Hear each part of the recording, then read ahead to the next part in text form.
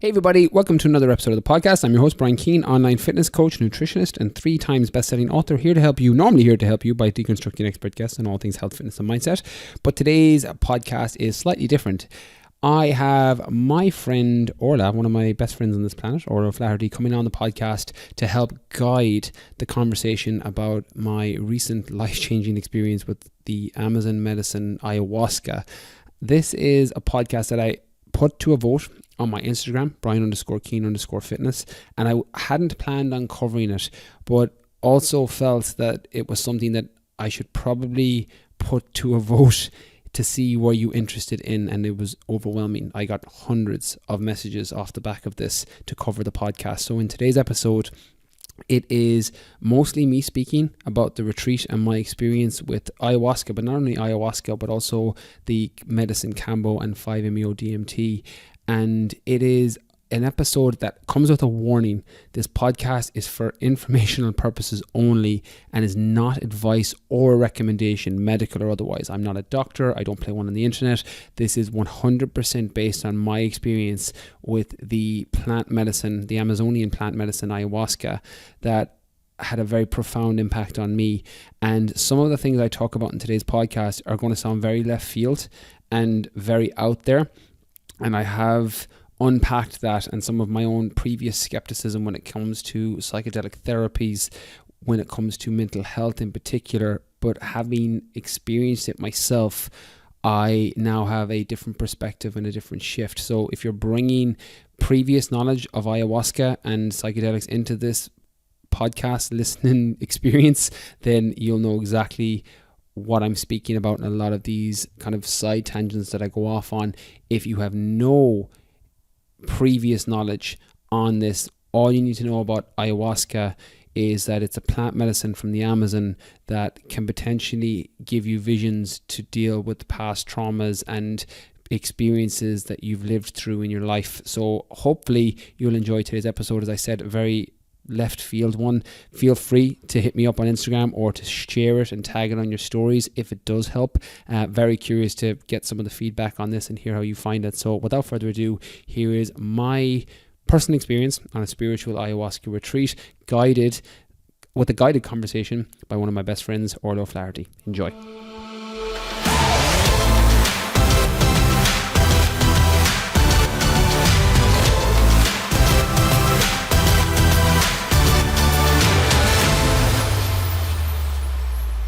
Hey everybody, welcome to another episode of the podcast. We are going to do a very different style episode today, and this also took 27 minutes to set up, Orla.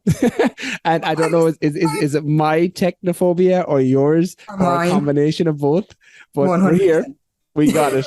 We're on Zoom away from Riverside FM onto a different channel because we couldn't figure it out. And we are going to do a little bit of a deep dive into my recent ayahuasca experience. And just to give context to people listening, Orla is, again, one of my best friends. She's been on the podcast several times.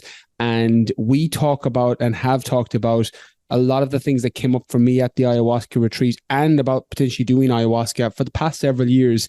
And we've hummed and hawed and we've jumped back and forth on it. And I made the leap and did it recently in the last few weeks. I wanted to leave it 2 weeks to record this podcast just so I could reflect and think about things, get a little bit of the wording right for my experience. But today's podcast is going to be you guiding it, particularly as somebody who hasn't experienced an ayahuasca journey or retreat and is very interested in it. So I'm hoping that it will connect with people who are on a similar path. So Orla, you can kick us off in terms of questioning. I'm going to let you guide the conversation, and I'm just going to talk through my experience, a little bit of a different one today. But yeah, feel free to set us off and we can go in whatever direction you want. Okay. Well, first of all, thank you for having me on to do this. Second of all, apologies for my technophobe. We'll get there when we got here. And third of all, after all that absolute chaos, I presume that you're standing right now, yeah? I am standing. Yeah, because you're all standing. Yes. So if you do me a favor and just kick off your shoes there, because we're after going into a panic, and I want to bring you back. I want you to go back into where you were before you got into it. So if you can just kick off the shoes, feel your feet on the ground, take a big deep breath, center yourself, and bring you back to where it was that it all started for you. Because one of the things I think for you and I, we've talked about the likes of ayahuasca and psilocybin for the last few years and why it is that we want to do it and all that. But I think for a lot of people who may not have heard of ayahuasca or any sort of spiritual journeys like this, one of the questions I hear a lot is the why. So can you bring us back to what was your why, as much as that you want to share with us, but what was your why to want to do it? And then when you booked the retreat, what were the feelings that came up for you? So I had a lot of curiosity around psychedelic journeys and a lot of probably fear and anxiety around the uncertainty with them. Hence why when I started to look into them first, which was probably about 2016, it took me till 2022 to actually experience it. So a lot of runway of time and back and forth when it came to, should I do this? Shouldn't I do this? What will happen? And just fear and uncertainty around it. And I've done a separate disclaimer before we got on this podcast. This is not medical advice. I'm not a doctor. I don't play one on the internet. This is 100% my own personal experience, my story. And I think definitely off the back of this experience with the ayahuasca in particular, it's one of those things that could potentially change your life in a positive way, but could also potentially change your life in a very negative way, depending on the experience you have. And my curiosity began probably around 2016 when I came across it first. And I don't know, was it on Joe Rogan's podcast or Tim Ferriss's podcast, but it was on a podcast where people were speaking about ayahuasca, psilocybin, different psychedelics, and using them for healing trauma and healing deep unresolved issues within. And up until that point, I had a very kind of West of Ireland, Galway philosophy that, you know, they're drugs, you know, cocaine, heroin, psilocybin, you know, they're party drugs. And that was kind of what was in my head. And I didn't realize that there was either a medical or potentially a spiritual aspect that could help people. And it kind of opened up that door of curiosity. And about 2 years of researching, now I've had this conversation with my partner, Serena, as well, that I kind of overdid the research. I read 10, 12, 13 books on psychedelics and on people's experiences. And it actually put me into the analysis or by paralysis. So I actually had done too much thinking on it where I was all up in my head and I'm like, actually, fuck, I don't think this is going to be for me. And in 2018, we were friends this time. I told you about this. I signed up to do a psilocybin retreat in, I think it was Amsterdam or it was outside Amsterdam, somewhere in Holland. And about 2 days before I was to fly out to that retreat, I was the sickest and got as violently ill as I can remember in living memory. Now, I thought it was food poisoning at the time. And I was so sick. I was crawled and literally hugging the toilet bowl for 2 days beforehand. And I remember thinking, oh my God, I'm going to miss my retreat, thinking I got food poisoning. What did I eat? Now, several years later, looking back on that experience after reading books like The Body Keeps the Score and different books on trauma and healing, I'm like, oh, wow, that was probably my body's way of preserving me and not letting me go. And I'd never, like, it took me 2 years to even do that connection. I literally thought food poison, logical brain, food poisoning, bad timing. Oh, that should have been better. And then as I started to read more on the topic, Dr. Gabor Mate has a book as well that, you know, When the Body Says No, those books started to open my mind to that mind-body connection, that actually your mind can make your body sick if it's really afraid of something that it's going to do. And we've all had versions of this when, you know, before a race or a first date or wherever, you get like kind of the butterflies in your stomach. This is just that ramped up to 11. And that was it then for a couple of years. I said, you know what? I don't think I'm ready for this. I'm afraid of what's going to come up. And you get this kind of what Jordan Peterson calls monster under the rug, where you just keep feeding it and feeding it and feeding it, those traumas, those things that you're afraid to bring up, but those things that you're afraid to face. And in 2018, 2019, even 2020, I remember thinking, I'm terrified of those things that would come up. I had a good idea on some of the things that would come up, and then others were just uncertainties that I'm like, I don't want to deal with this. I was like, I'm afraid of what will happen. I'm afraid I'll have a psychotic break if something like this happens. I remember I went to a retreat in 2016. It wasn't a psychedelic retreat. It was just kind of a spiritual inner journey retreat, but There was no assisted plant medicines, anything along those lines. I think I told you about this, about some of the stuff that came up for me. And I had nearly a psychotic break at that when they were doing some of the exercises and routines at it. And I remember just getting this pounding headache and my body fighting back against it. And I thought that if I had the assistance of a plant medicine like ayahuasca or psilocybin, this could be 10 times worse. And I had fear around it. So there was nothing then until recently, probably in the last 6 months, it started to come back into my space. Some of the podcasts I was listening to, subscribed to. I brought Alistair Hart on the podcast very recently, 3 weeks ago, in terms of the release date. And he was telling me about his experience. And then my partner, Serena, went and again, had such a profound realization of themselves and that inner journey that I'm like, this is my signal. And it felt right for me. And I went to Spain. Now they do it in Ireland as well. They do it in Peru. They do it in Spain. I won't name the company just because I have a little bit of an Oprah effect when I mention companies like that on the podcast, and then no one can get a booking for 6-12 months. So if anyone wants to know the crowd, you can email my assistant, Gary at briankeenfitness.com. He will let you know and give you the links to the people I used, but they were fantastic. And I went to Spain, to Mallorca. It was a 4-day retreat. I flew out on Thursday. There was a ceremony Thursday night, Friday night, Saturday night, and then I flew home on Sunday.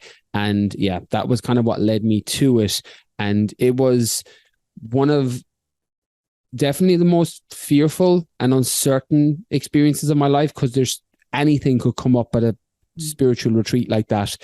But it was definitely one of the most worthwhile, one of the best things I've ever done in my life, up there in that top 3 with probably the birth of my daughter and a couple of other things in terms of the most profound impacts in my life. So that's what got me there. And then when you got on the plane and when you knew that you were actually going to be there, and did you find that, in hindsight, looking back now, did you find that the process kind of started happening before you even got there? Did you feel like things were coming up for you, that you were getting insights into yourself of, right, this is something I want to look at, this is something that I'd love to dive deeper into? Or was there just certain themes that were coming up for you before you even started the, say, psychedelic part of it? Yeah, 100%. The best piece of advice I got from both Alistair and Serena was have intention and have your questions ready. And I didn't understand that at the time. I understand it now, because when you're on when I start to explain my experience with this, it sounds mental. Like, it doesn't sound real. And it's one of those that you're going to have to, if you're unfamiliar with ayahuasca or psychedelics, you're going to have to leave your skeptical hat to the side temporarily. And if you are familiar with it, it'll make sense to you. And they said, look, have your questions ready for ayahuasca. And I was like, I don't know. What do you mean have your questions ready? They were like, well, have them ready. She will answer. And I was like, what the fuck are you talking about? So I was like, you know what? Fine. I wrote them down on the notes in my phone and all the questions that were coming up for me. And off the back of, which was my second ceremony, because I actually got nothing on the first night. I had blocks on the first night. The shaman had to work on me on the Saturday morning or the Friday morning. And then on that Friday night, I was able to ask all my questions as I went through. But the process definitely kicked in and started beforehand, because you're framing the questions. You're asking, well, why am I here? What's my intention? What do I want to get out of this? What am I looking to get out of this? What's the best case scenario?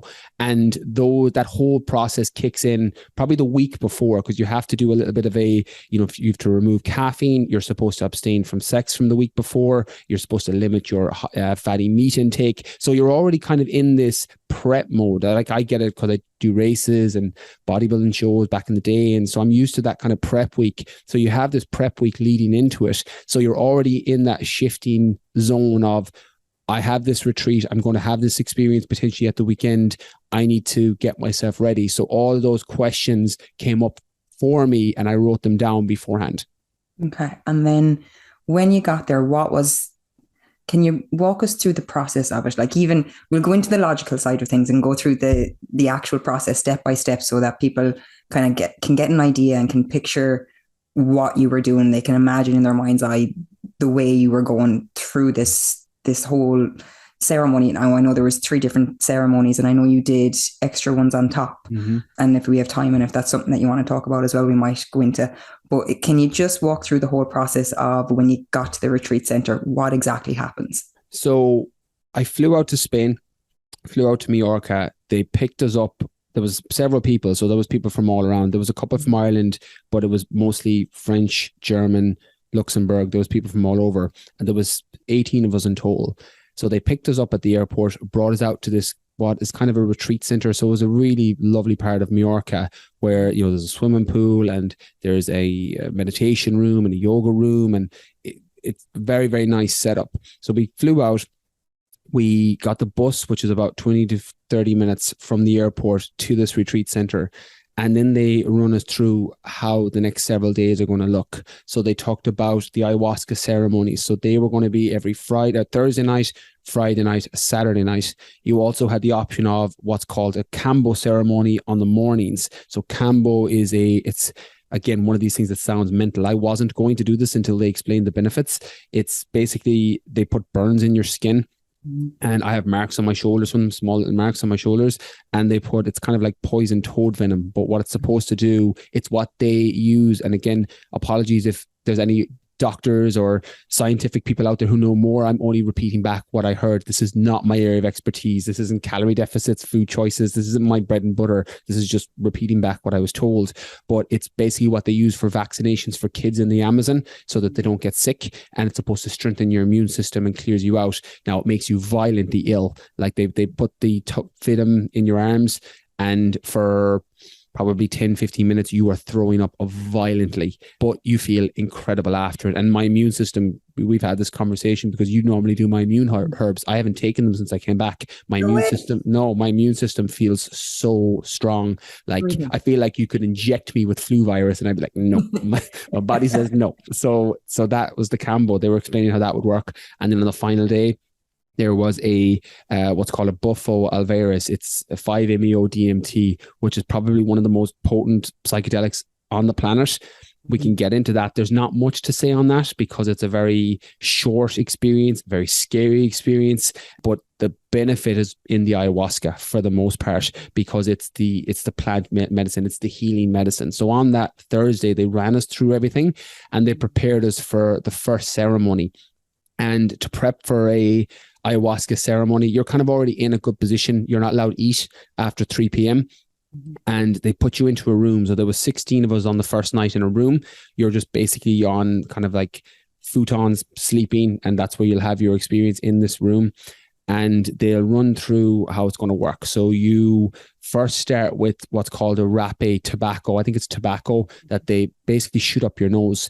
And it's used in indigenous tribes in South America to kind of work as a clear way, as a pattern to clear. Now, I hated those. I hated the rapé. I don't put shit up my nose. I don't smoke and haven't smoked cigarettes, but it did make me flip my mindset on tobacco and how it was used and how it is used originally before Western culture came and kind of put them into cigarettes. And now we have a really kind of bastardized version of tobacco, but they use it for healing and clearing pathways, etc. So we took that about an hour before, about 40 minutes before the ayahuasca, and then they end up creating and making the ayahuasca in front of you. So they explain how it's done.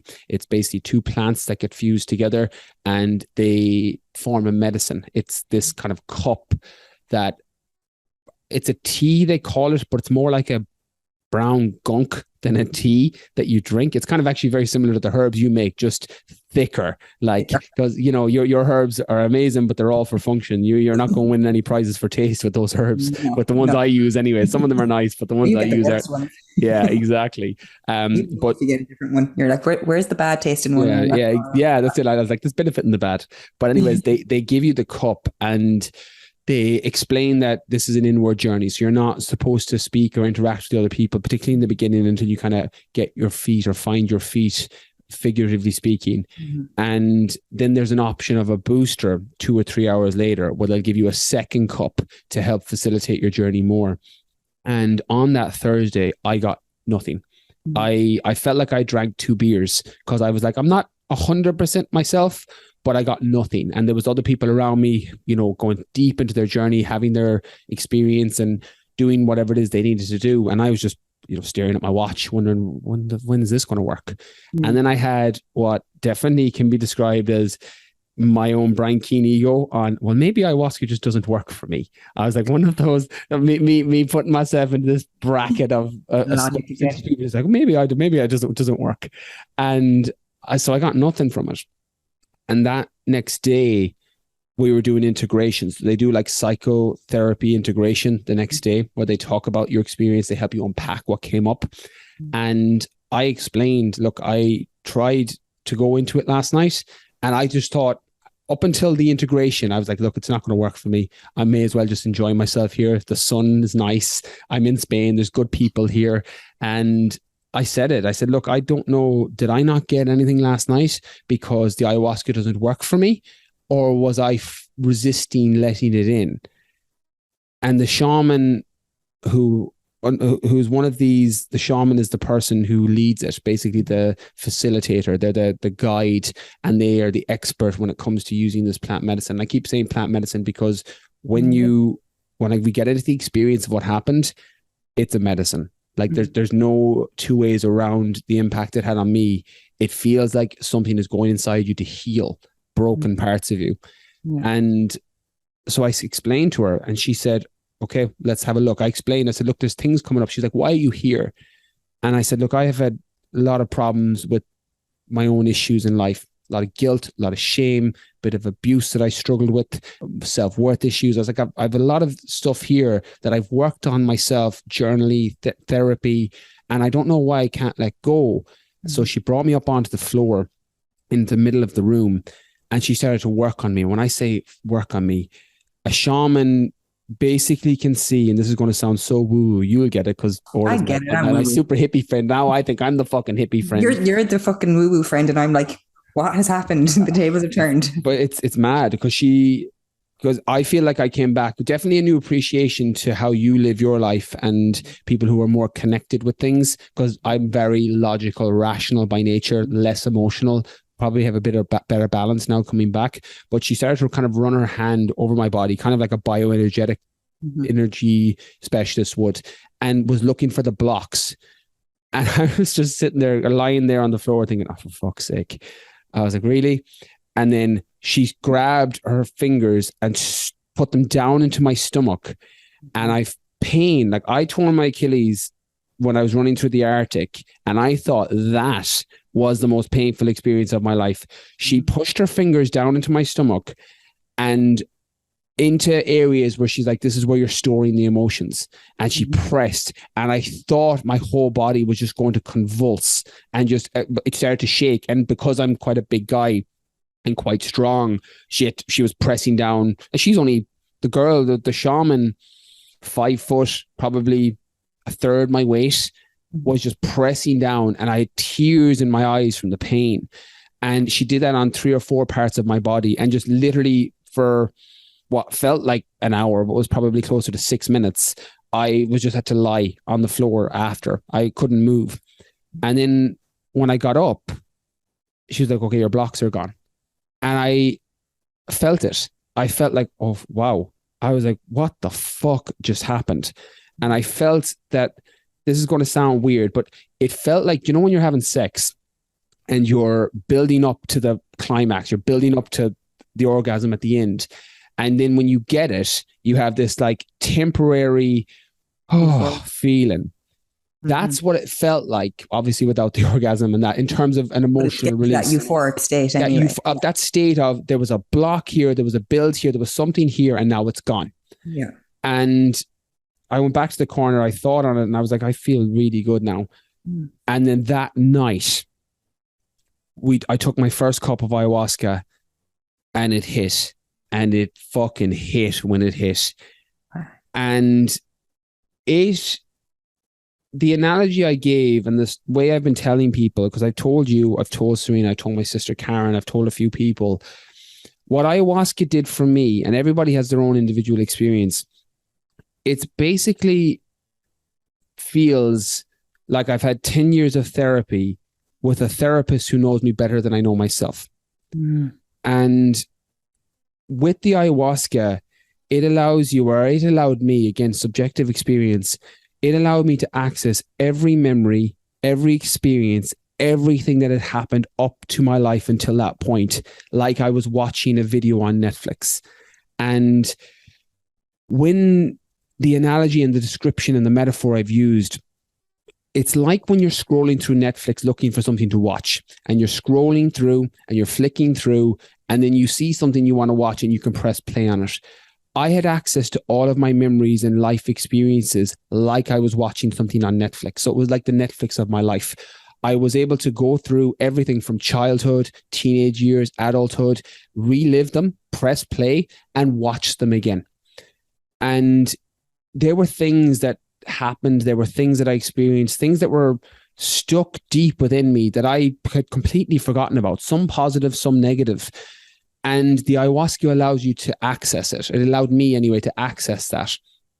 And I can see why it would be absolutely terrifying for some people, and why some people would have a psychotic break, because you're reliving, you can potentially relive those traumatic experiences. Now, they also say, the shamans, that ayahuasca will only give you what you can handle. It won't push you past what you can't handle. And on that first cup, on that second night, I was able to, what felt like time traveling. I felt like I was able to go back and relive parts of my life. And it was bringing me back to some childhood times, some things I'd been holding, some experiences with my dad that I'd been holding, times when I felt really afraid, really scared, terrified. And it allowed me to relive them and see those memories as an adult, as a 34-year-old man looking in on something that happened when I was 5 or 6 or 7 years old, and see it with an adult perspective.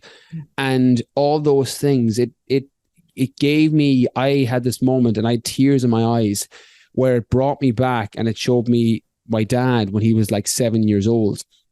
And I was shouting at him and roaring at him. And I was like, just giving out to him. And the kid came up to me and gave me a hug and was like, I don't know why you're upset. I didn't mean to do any of that.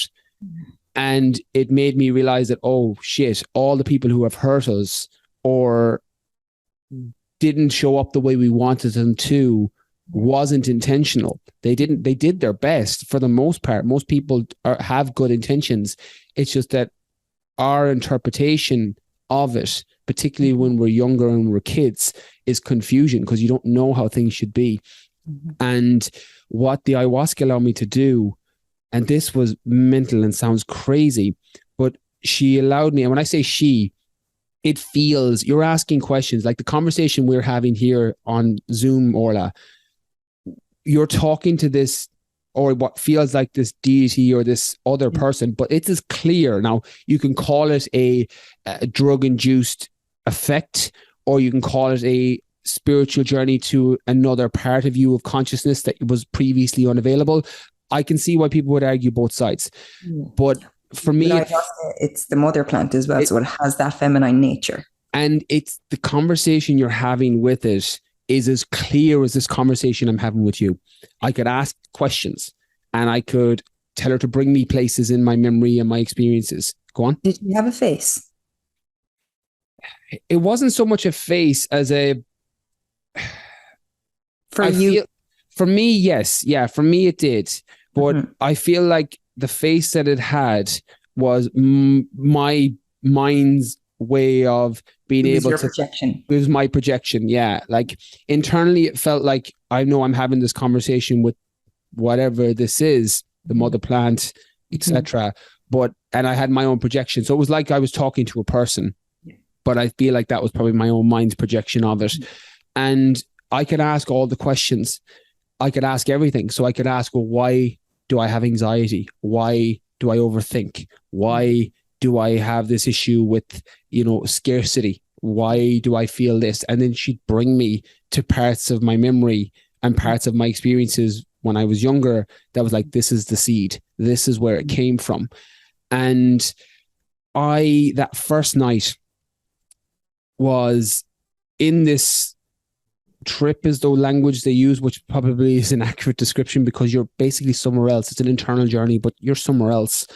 And it was bringing me to these places, and it was allowing me to change the memories.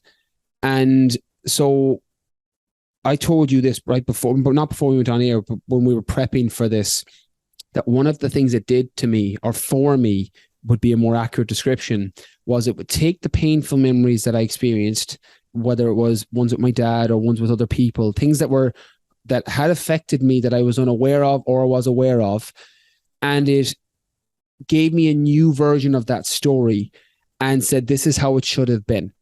So there was times, and I've got like 3 memories that came up with my dad, and we've had a great relationship over the last few years, particularly since my daughter Holly was born.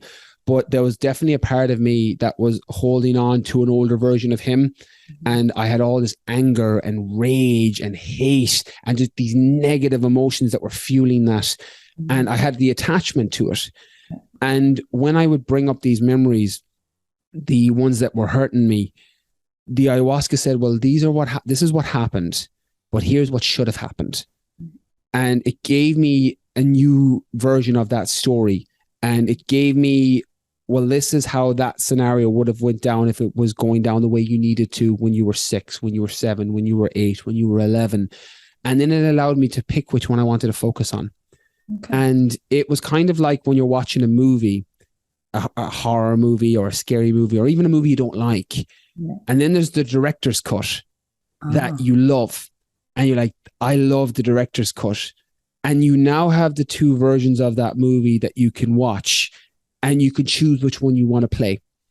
And now when I think of those memories, the ones that used to hurt me and did drive me, like I'm grateful for every experience I had. I could tap into that rage and that hate and that all of that, where it was coming from, and use it for bodybuilding and use it for races and use it for these other things. But it was getting to a point in my life where they were no longer serving me. And I now have this new version of how it should have gone down that I can watch. Like logically and rationally, you know what happened, but emotionally you're able to check in with this new story. Because what happens with life, and this is what I found, and this is my own kind of description, so take it or leave it based on those listening, you're on this kind of hamster wheel. Your perceptions, your version of reality, your experiences, your memories, and you're just going round and round. And what the ayahuasca did for me was it took me out of the hamster wheel and made me realize that these are my patterns of thinking. This is that I've done this. It gave me at one point this very vivid version of making everything in front of me a white canvas and showing me that my perceptions of the world are painted onto this canvas. And when I'm able to remove myself from that hamster wheel, I can see that these are my thinking patterns. This is where they're coming from. This is why they're here. And these are no longer serving. So now when I think back on some of those hurtful memories, and whether it was with my dad or with other people or some of the other things that came up, I can see the other side of it. I'm not stuck in the story. It felt like the story was rewritten. And it just removed a lot of the emotional hold that it had on me and that emotional attachment. And when I went back for the second cup that night, and definitely the Friday night was my most profound experience of all 3. I went back for a second cup because they tell you that if you're unsure on whether you need a second cup, you need a second cup.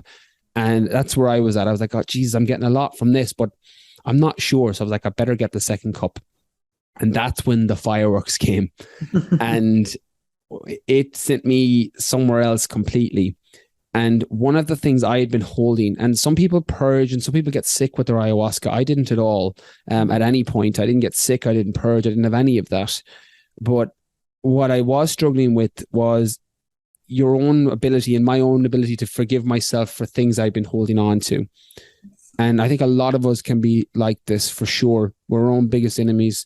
And the ayahuasca showed me and said, look, I'm going to show you how good it is to forgive yourself. And she let go of a few things and then gave me this fucking firework display. Like, it was like the Disney, when I went to Disneyland with Holly and Serena in February, it was like the Disneyland opening or closing ceremony on steroids. It was just fireworks and colors and geometric patterns and just incredible visions that I don't know where they came from. And it was just showing me and trying to get me to do these links between how good it is to forgive yourself and the positive feeling that it can give you when you let go of that baggage. It's like dropping a 50-kilo weight off your vest. And they were kind of the main things I got that night. And then obviously I woke up the next morning. This as the journey goes on.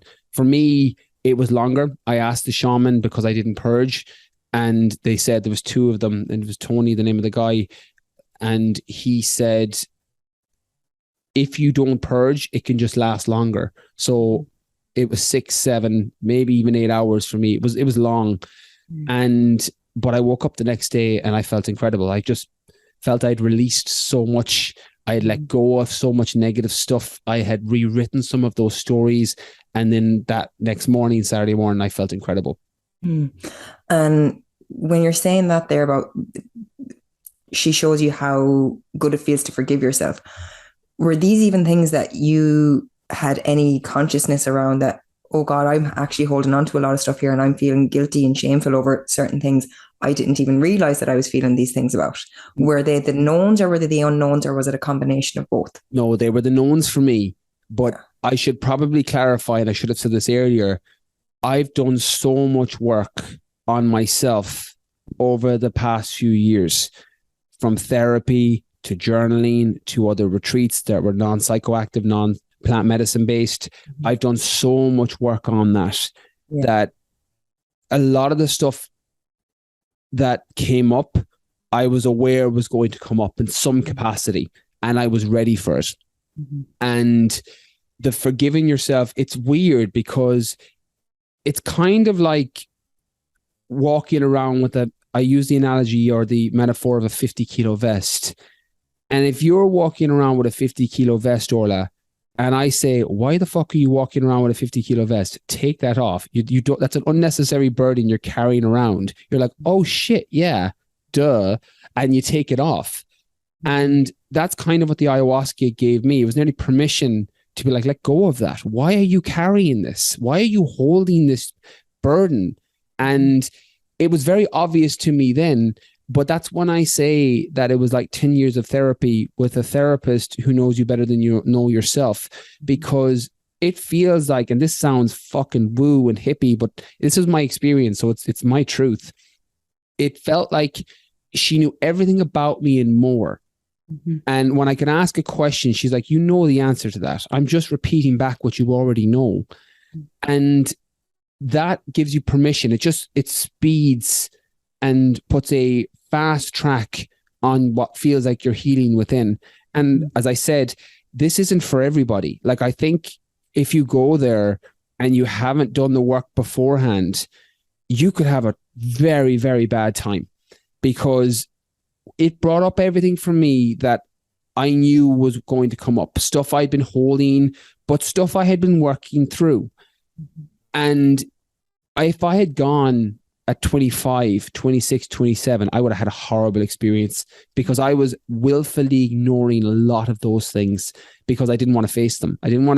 I knew what would come up, some stuff that was hurting me and stuff that had been fueling me and stuff I didn't want to let go of. I would have had a very different experience. So I think it's important, because it's very tempting to hear how profound it was on me, how beneficial it was to me, and think I should 100% do this. But I would really take caution with that, because if I had gone at a previous point in my life, I think it would have been horrible. I don't think it would have gone as well. And it's important to know that, depending on where you are. So I do think it's really important to note that, because I think for a lot of people who do want to do ayahuasca, that there is a presumption, and I completely understand that presumption. I have empathy for that presumption, because I would be the same. But I think people need to realize that it's not a silver bullet, that you can't go there and expect everything is going to be fixed. Now, I'm speaking as someone who actually hasn't done it, someone who wants to do it. But I'm holding both parts, being like, I want to go and experience this, and I do want to heal certain things in my life.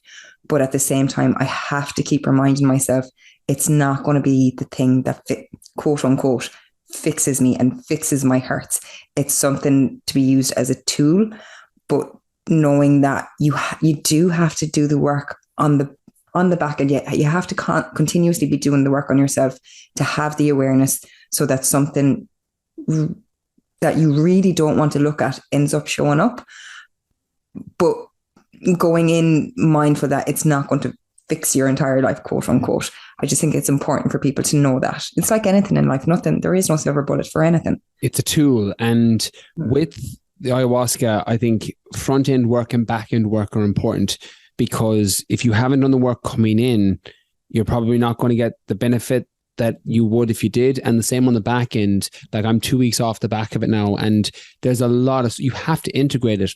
There's a friend of mine, we've since been kind of chatting most days since we got back, or pretty regularly. And he said that the problem with ayahuasca is it brings so much awareness to what you should be doing. And when you go against it, it feels like you're making the wrong decision. Ayahuasca, for me, if you use the analogy of a path, a lot of the stuff that came up for me, it felt like I was on the right path, but I was just kind of fumbling off into the side of the road. And other people, it's the opposite. They come back and they break up with their boyfriend or girlfriend or husband or wife, or they leave their job.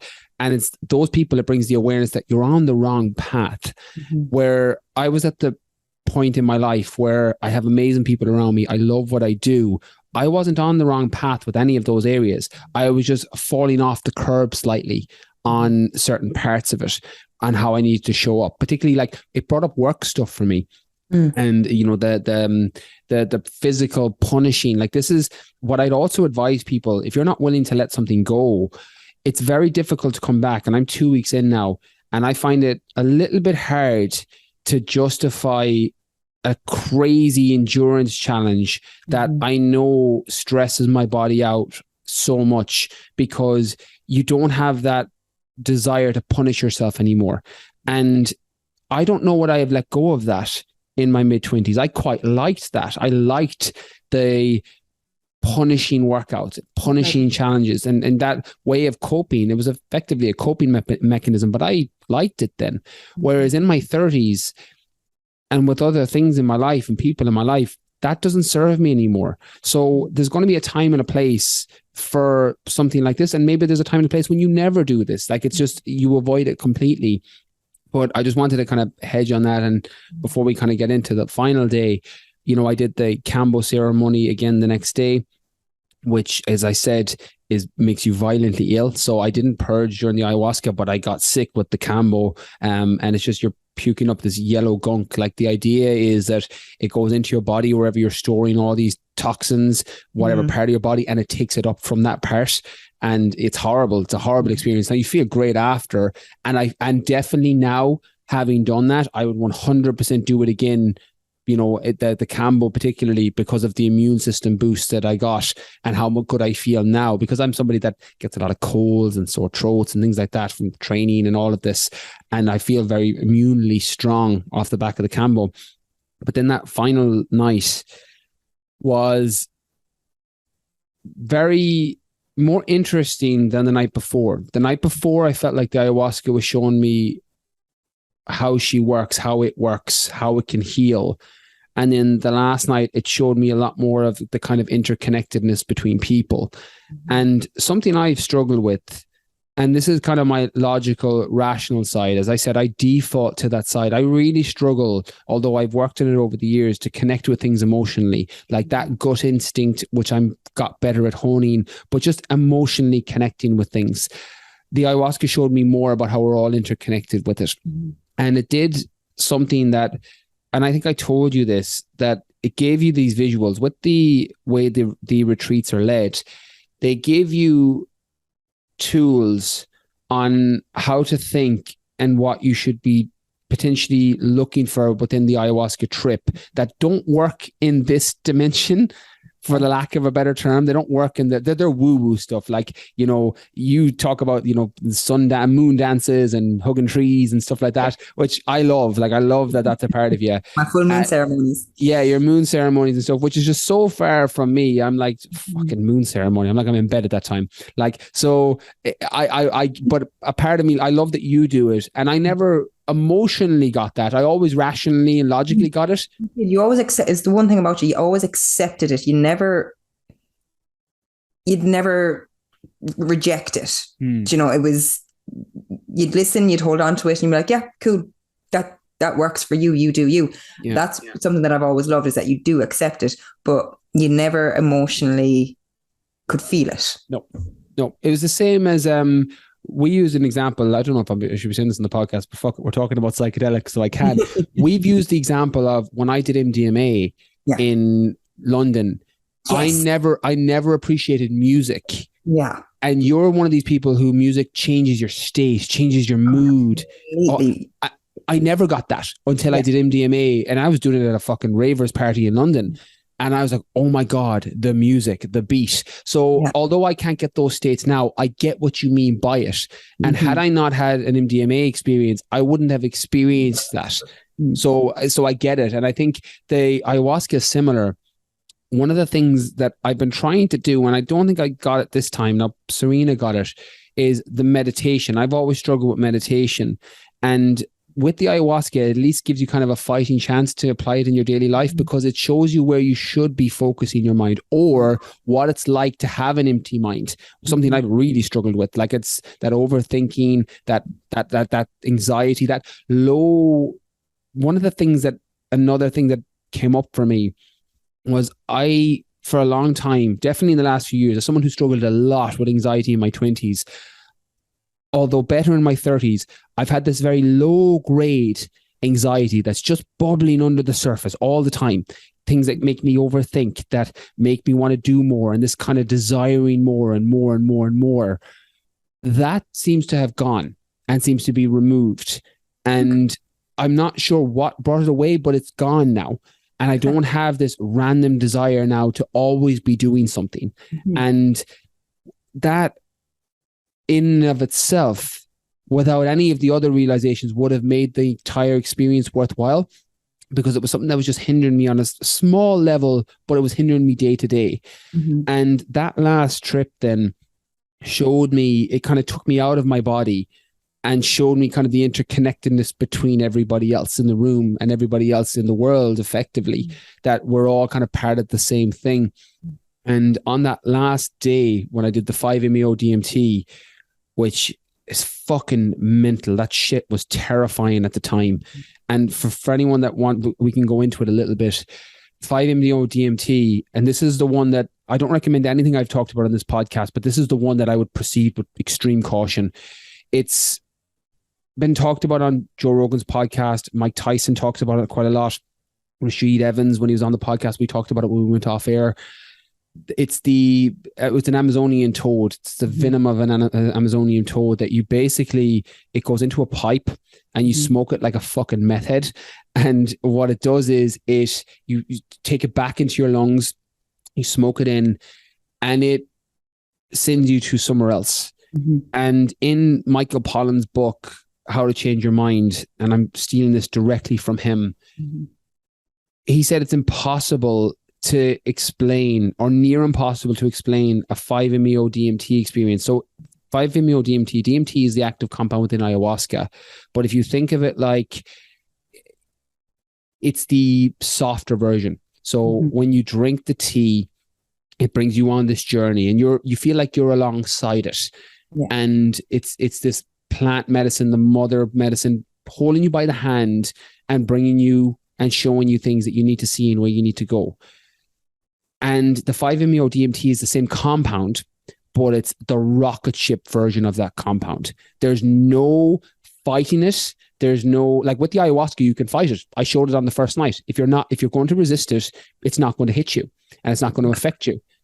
With the 5-MeO DMT doesn't have that. It just fucking puts you on the rocket, sends you to the moon. And Michael Pollan said in his book, it's very hard to tell a story without time, place, and self. And the 5-MeO DMT brought me to a place where there was no Brian. I didn't exist. There was no self. There was no time.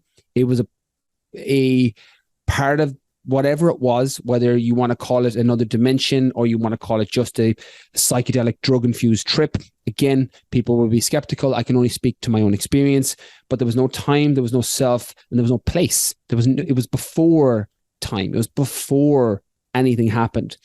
And then as it brought me back down, and this only lasts about 15 minutes, but it feels like an eternity at the time. It brought me back down, shot me in through what felt like the Big Bang, shot me back through what felt like my own conception and started to circle and show me that the world, and out of this big bang came this world, and things grew from it. And from that I came, or my parents came, and I came out of that. And it's this ever-ending cycle and loop. And when I came back to my body, when I was so grateful, I'm like, oh my God, I'm not dead. I'm like, amazing. Like, I felt like I was dead. Someone posted on my comments on my Instagram that 5-MeO DMT feels like you're dying and being born at the same time. And that is 100% the experience I felt. And I came back and I was slightly traumatized that day because it's so scary. And I thought it ruined the whole thing. I thought it ruined the whole retreat because I'd got so much benefit from the ayahuasca and had so much clarity on, right, this is what I need to do at work. This is how I need to show up with Holly, my daughter. This is how I need to be with Serena, my partner. This is how I need to be with my family. Like, and I got so much clarity. And then I did the 5-MeO DMT and I thought, oh my God, I fucked all of that up. I was like, I just couldn't feel anything but pain, not pain, but unsettled. I felt misaligned again. Okay. But then the next day, after I slept and I came home, I started to get all of these, I won't say awakenings because I sound like a fucking hippie, but like Nothing wrong with being a hippie, Brian. Yeah, nothing wrong with being a hippie. That's true. I'll own it. But I got all of these kind of unlocked doors. Yeah. And the line that connected with me the most is when I heard from Jim Carrey years ago that I stopped feeling like a man experiencing the world and I started to feel like the world experiencing a man.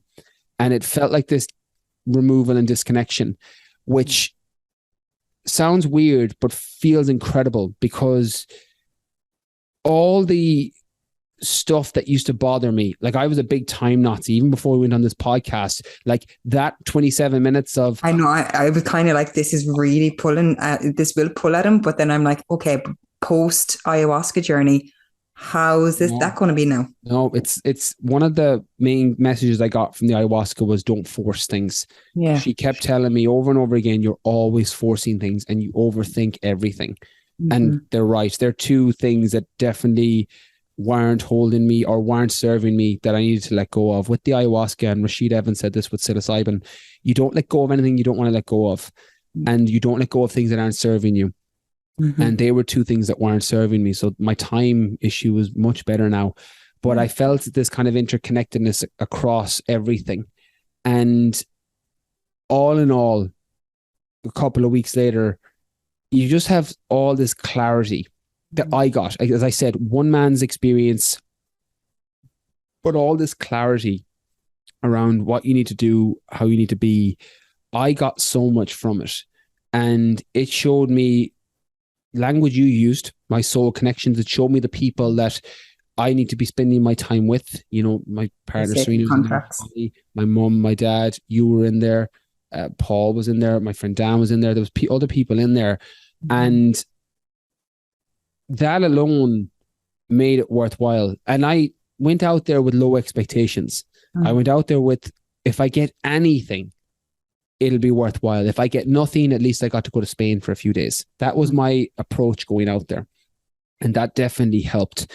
And as I said, it's hard to articulate in words everything without experiencing it. Because even when Alistair spoke to me on the podcast, when I spoke to Serena, when I've spoken to other people who've done ayahuasca or watched clips on YouTube or podcasts like this, intellectually I get it, and rationally I get that was their experience, but I could never fully connect with it. So there's definitely people who are listening to this in the same bracket, and the skepticism is real. I had it beforehand for the most part, and it's not to, this podcast isn't to share or change that skepticism. If you want to keep that, by all means, I think you should probably default to skepticism with most things. A lot of people are into the health and fitness industry that listen to this podcast. I would default to skepticism with most things you see in the health and fitness industry. And this might be one of those things as well, more so wellness and mental health. But I think, and I felt a massive calling to speak to this topic as somebody who's had a lifelong history of mental health issues. from depression in my teens to anxiety in my 20s to probably just overthinking in my 30s. Mm-hmm. And knowing that there is a tool out there that could potentially help you with this plant medicine, it's worth doing your own due diligence and research on it, looking into it, seeing if it's going to be a good fit, because medicine, as I said earlier, is the accurate description. It felt like there were parts of me that were broken, and there was parts of me that just were like broken shades of glass after you drop a cup on the floor, and the ayahuasca went back in and repaired it and fixed it. And I think that alone, as somebody that has done therapy and has done a lot of internal work and has got benefit for the most part from it, to be able to get this amount of experience, as I said, 10 years of therapy in a weekend, means that I'm potentially would have got all of those benefits, but I would have been in my 40s, I would have been in my 50s, possibly in my 60s. But now I have them in my 30s that I can take with me. And that alone was kind of the compulsion to talk about it on the podcast, because I had toyed with not talking about this at all. I felt when I came back, I had a compulsion to post it and say, look, are people interested in this? I was like, I don't know. This is so far off what I feel like is the bread and butter of the podcast. But I got resounding 200 plus comments, more DMs, because obviously the people didn't want to put it publicly. And I said, okay, I'll cover this topic. But that's how it went down. As I said, there was a combination of the ceremonies mixed in with activities during the day. So there was yoga on one of the days. There was a fire ceremony on another day. You had to do letters where you had to, and I've done this in therapy as well, so none of this was new to me, where you write your letter to your dad or to your mom or to someone that's hurt you, or somebody that you feel like you're holding on to something, and then you burn it.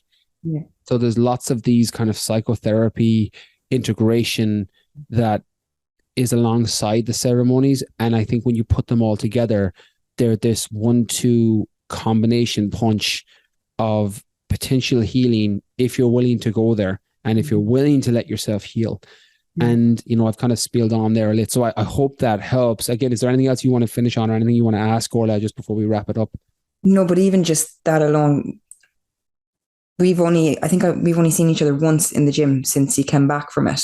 But the minute I saw you, and we ran up, gave each other a big hug, but I was like, I had to be like, it's nice to meet you, because there was this new softness to you. Not that you ever had a hard shell, but we all do to a certain degree. But there was this automatic new softness to you. And what I find is that, or what I am seeing in you, is that it just seems to have brought you a whole new level of peace. Is that accurate to say that you do have this whole new level of peace, that you have this new awareness of your heart center, of that softness? That's probably the best description. Something I've been searching for in the wrong places is that internal peace. Peace from mind, peace in your heart, peace, just that feeling of, I've also used contentness as a language, as a descriptive word, but peace is more accurate. I felt that peace coming back. I still feel that peace now. And that's something I really struggle to feel. And it comes in lots of shapes and forms. And where it came from, I'm not even sure. It was probably a combination of releasing a lot of different emotions, a lot of things I struggle with. I had a lot of anger, a lot of rage, I had a lot of guilt, I had a lot of shame, a lot of these emotions that came up through people I'd hurt in my life or people who had hurt me. And it showed me that, one, I wasn't hurting anybody intentionally, which was true in my truth. And the people that were hurting me, for the most part, weren't hurting me intentionally, which automatically felt like it released a lot of those emotions. And those emotions felt like anchors that were keeping me underwater. I felt the analogy with peace is, I felt like there was a weight holding me down underwater, and I was just above the surface, and I had my mouth above the surface so I could breathe. But if I didn't keep kind of paddling, I'd get sucked under. And that's kind of how I felt with my emotions, that guilt, shame, anger, rage, all of these things that would come up. If I didn't maintain my lifestyle, sleep well, train well, talk to the right people, all of these things, I felt like I could go under very quickly. And off the back of the retreat, it felt like that anchor that had been holding me had been chopped, and that bond had been cut, and I could come up above the water. And that's how I feel now. And I feel like I can breathe, and I feel like I don't have that thing holding me down. Now, again, I'm sure maybe it could change. Maybe it could change in 6 months' time. I'm sure you could regress and go back. But I'm very mindful of the things that weren't serving me and the things that do serve me. And it's now just kind of living in alignment with that. You know, the terminology I've used or heard, apologies, is, you know, that ego, that conditioning, that programming that we all have through our life, through experiences, through society, etc. And then your authentic self, or your truest self, or your best version of yourself, different languages. The ayahuasca makes you see the difference between the two, for me. And as a result, it allows me to see, well, which one do I want to be more like? And some things pull towards my ego that are purely societal or cultural, or pulling from a different direction for the wrong reason. And then there's the authentic self, the true self, the best version of yourself, whatever language you want, that is how you should actually be, and how you should be showing up with people, how you should be in the world, what you should be doing. And, you know, I've just touched on some of the things that came up. I was able to ask questions about my daughter, Holly. I was able to ask questions about my partner, Serena. I was able to ask questions about my work. I was able to ask questions about my lifestyle, about what I was eating, about what I was taking as supplements, around what I was drinking, you know, caffeine and water and all of these things. I was able to ask all these questions, and it was basically like talking to a coach or talking to a therapist who could just give you the answer. Bang, there's the answer. There you have it. And that's what I got. As I said, not everybody will get that experience. So don't take what happened to me because of my life, my experiences, my work up to that point meant that individual experience was for me at that time.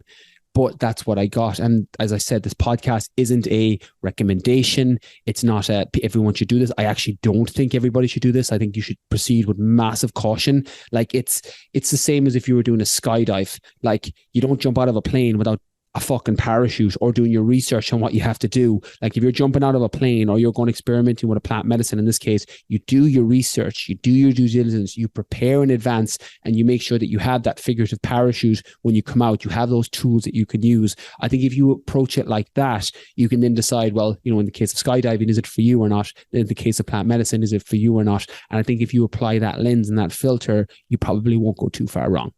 Yeah. That's it exactly. Like, when it comes to speaking as a herbalist, when we're looking at plants, anything that can have a physiological effect on the body can be a positive or a negative one. So you just have to be mindful that these are plant chemicals and that they have massive impacts on the body. So it is just doing your research and sitting with it and really feeling into your gut. Is this the right thing for me right now? Yeah. And I think it definitely opens up that. Alistair said that when he was on the podcast, that there was times when he didn't listen to his gut when he should have. And the plant medicine made him clearer that this is something you should always be checking in with. Check in with your gut, check in with your heart, check in with your mind, align those things and make sure that they're all aligned, and you'll know. You can do that kind of gut check as a final check-in. And it was interesting because I understood what he meant at the time. Now I really get it, because obviously having experienced it myself. Orla, my dear, we will wrap it up there. I think, as I said, we could go on about this all day, but hopefully it brings a little bit more awareness to the topic. As I said, I felt that compulsion from my side to just share my experience, that people know this is an option. This is a tool. It's kind of like when you find a supplement you love, where you're like, everybody should know about this, whether you take it or not. You should know about creatine or caffeine or whatever it is. I felt that kind of version for this. And thank you so much for coming on and guiding it. As I said, you're the perfect person for this because of your background, your experience, and the fact that you haven't done it and are interested in it. We're able to kind of go down. I'll let you know if it goes ahead for me anytime soon. We'll see. 100%. Orla, my dear, I will love you and leave you there. Thank you so much again, and I'll chat to you again soon. Thanks, love.